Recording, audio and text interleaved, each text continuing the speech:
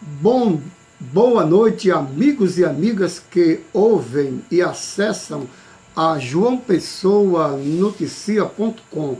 Eu sou Marival Acioli e apresento o programa Paraíba em Cia, com o nosso administrador e editor Murilo Lima. Boa noite, pessoal. Pois bem, então hoje nós vamos falar sobre o golpe de 1964. E nós vamos discorrer alguns assuntos e, evidentemente, vamos tratar dos últimos acontecimentos com relação a toda essa dinâmica e até mesmo de controvérsias entre uma esquerda que não é esquerda, é uma esquerda fascista, e uma direita que não é direita, também é uma direita fascista. Muito bem. A João Pessoa Noticia vai apresentar 3 programas nesse nível. Esse é o primeiro. Hoje é 30, amanhã, daqui a pouco é 31. Nós vamos apresentar o segundo na terça-feira e o terceiro na quarta-feira e ponto. Esse de hoje vai ser falado aqui sem nada escrito, sem nada, simplesmente dando conta de fatos e de toda essa movimentação até hoje. Já o de amanhã, não, o de amanhã vai ter alguns dados.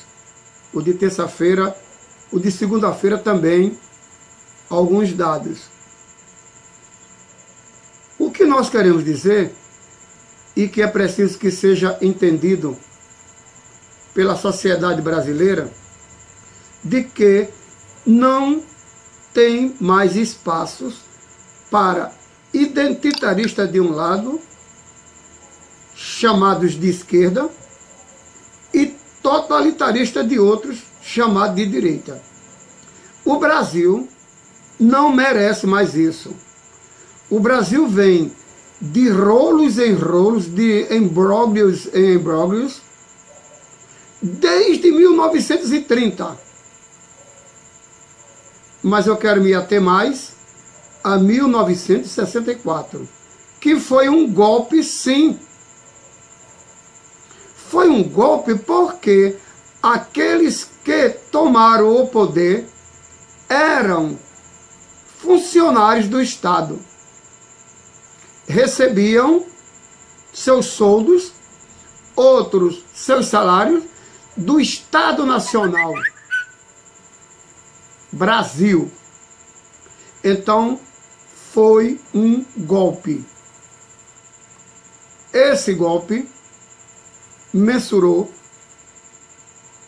que poderia resolver o problema da invasão comunista no Brasil. Bom, o que nós estamos tratando aqui, o que nós vamos falar, é sobre as nefastas consequências que este golpe causou ao Brasil. Ah, mas aqueles meninos daquela esquerda era tudo... Não. Primeiro, eles nunca lutaram por democracia.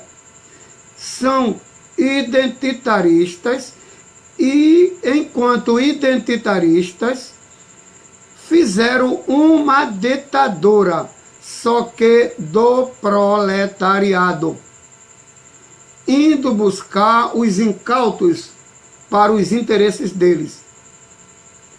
Mas o golpe de 64 teve uma visão direta, que era não deixar que João Goulart chegasse ao poder a priori. A priori. E houve outras tantas e tantas situações, mas a priori, aí volto a frisar o problema do baronato paulista, da elite paulista, que, pelo ódio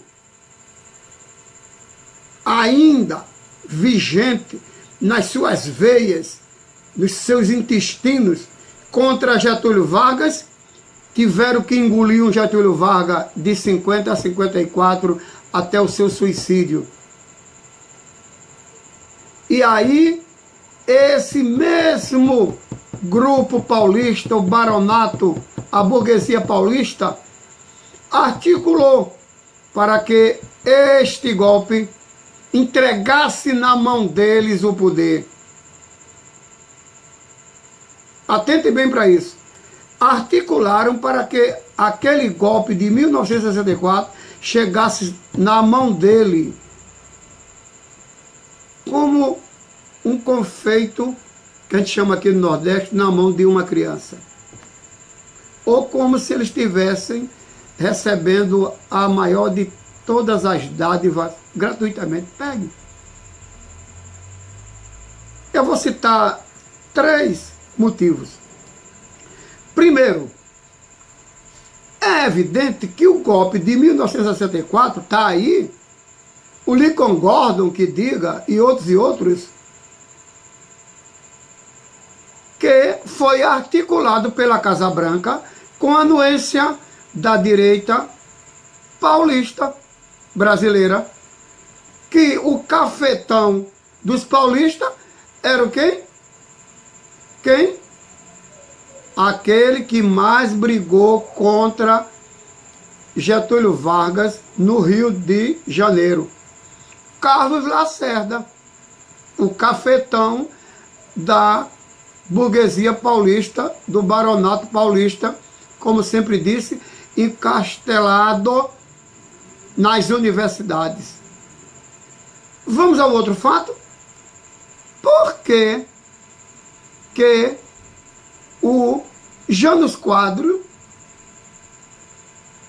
renunciou, achando ele, menino bobo, que o povo iria entender e ele voltaria ao poder pelo braço do povo? Ora, mas vá merda, meu. Isso só cabe na cabeça de... não é nem de doido, porque doido não... Tem muitos doidos aí que não rasca dinheiro, não. Não. Foi articulado a subida de Jânio Quadros ao poder para entregar o poder ao baronato, à burguesia paulista. Porque até então ela não teria conseguido, como não conseguiu. Eita, olha o que eu estou dizendo a vocês. Não conseguiu.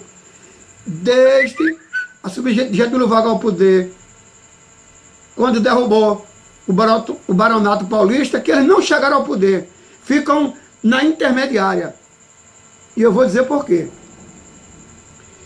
Quando o Jânio Quadros, aquele escroto, ele renuncia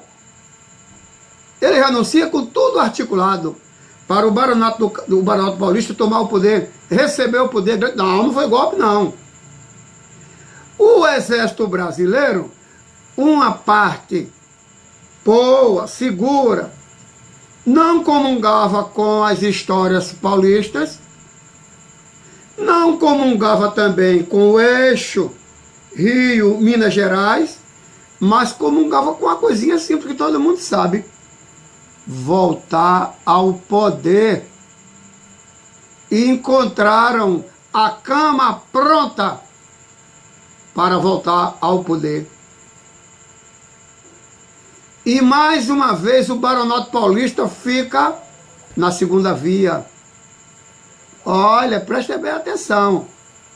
Só que esse mesmo baronato começou a articular, a trabalhar todas as prerrogativas, pormenores, manejos, elos e anelos, para se estabelecer como tal dentro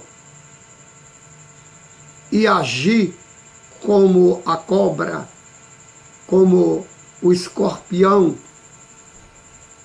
e, por último, como o rato, se precavendo dos gatos. Mas nessa altura do campeonato, o baronato paulista, a USP, destes que eu vos falo, amigos e amigas, tinha tido uma vitória. Qual foi a vitória? Não deixar que João Goulart chegasse ao poder, porque João Goulart seria Getúlio Vargas.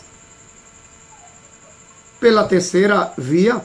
Getúlio Vargas lá que derrubou eles, na década de 30. Getúlio Vargas que voltou ao poder pelo braço do povo em 50 e que, pelo um suicídio, voltou para o braço do povo de novo. E aí eles teriam que engolir João Goulart. Ah, isso não, assim é demais. Até que depois de muitas idas e vindas conseguiram um parlamentarismo fajuta, claro, porque não existe nem república nesse país, como jamais poderia existir um parlamentarismo feito do dia para a noite para acomodar os interesses de setores. Mas entra aí o que mais uma vez o baronato paulista não esperavam. O exército dá o golpe. Aí dá o golpe fatal. Ó, acaba com essa putaria, não tem mais presidencialismo, parlamentarismo, porra nenhuma, vai, fecha tudo. Castelo Branco assume o poder, matam o Castelo Branco. Aí vem o AI-1, AI-2, aí pra ali, aí AI-5 e a porra toda. Mas, o que acontece? O baronato já tinha novas estratégias pela frente. Qual era a estratégia? Usar de elos e anelos dentro de movimentos para voltar ao poder via bonzinho. Nessa altura do campeonato, o próprio Carlos Lacerda disse, pô, fiz uma merda. Esse negócio não era como eu estava imaginando, não. Já começava a articular com o ex-presidente da República, o JK, que por sua vez também sabia que não podia estar como está. A JK era a face da outra face, um amiguinho, tal.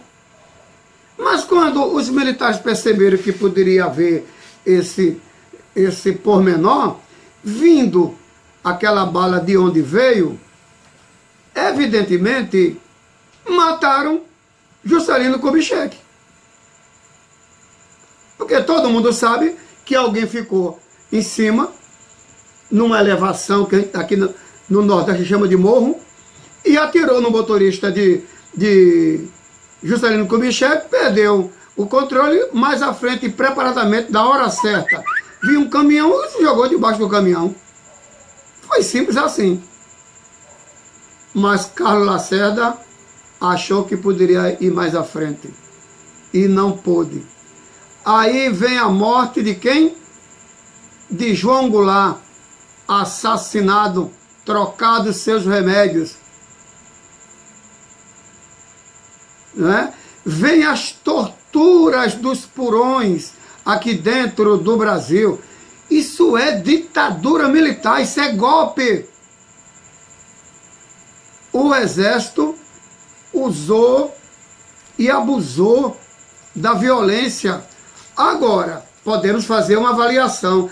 Aqueles que estavam sendo torturados eram pessoas que estavam construindo uma democracia no Brasil? Não! Eram identitaristas, eram aqueles que logo mais à frente iriam dar o golpe do proletariado, ditadura do proletariado.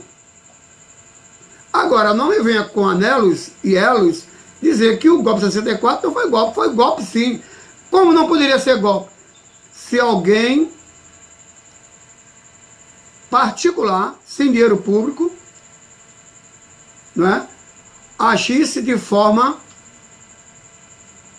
conceituadamente com a nação brasileira.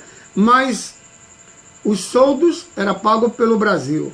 Todos os outros pagos pelo dinheiro nacional, então foi golpe. Não é? Golpe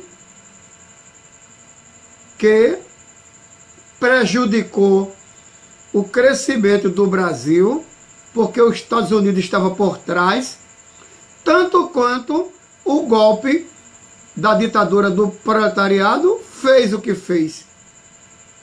E nós vamos mais à frente com o golpe do proletariado montado pelo PT, que o baronato paulista, a burguesia paulista, a elite paulista encontrou em dois elos e anelos, o PT de um lado e o PSDB do outro, para dar o terceiro golpe quase que mortal no Brasil. Então, o golpe de 64 foi sujo, foi violento e foi destrutivo para o Brasil.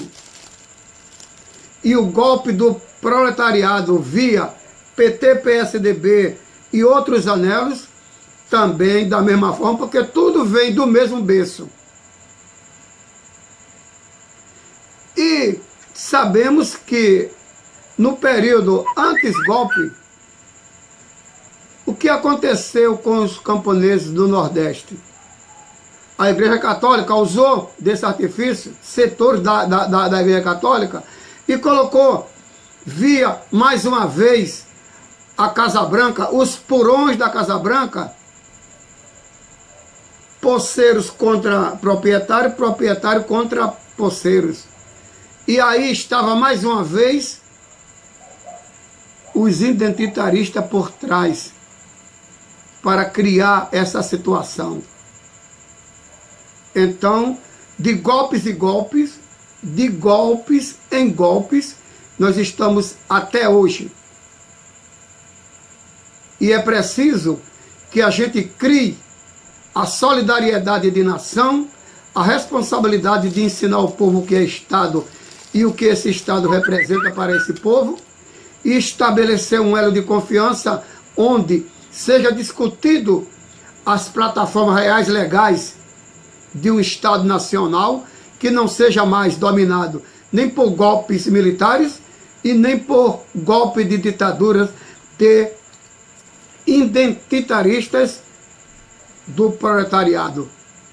Então, precisamos de estabelecer um elo para que acabemos com esses golpes. O golpe 64 foi uma tristeza para o Brasil. Posterior, o golpe do proletariado, com esses vagabundos que chegaram ao poder e destruíram a nação. Quero mandar o meu abraço a todos e todas. Eu sou Mário Valcioli. Estamos transmitindo direto para o YouTube. Vocês podem acessar www.joaopessoanoticia.com.br, www.joaopessoanoticia.com.br.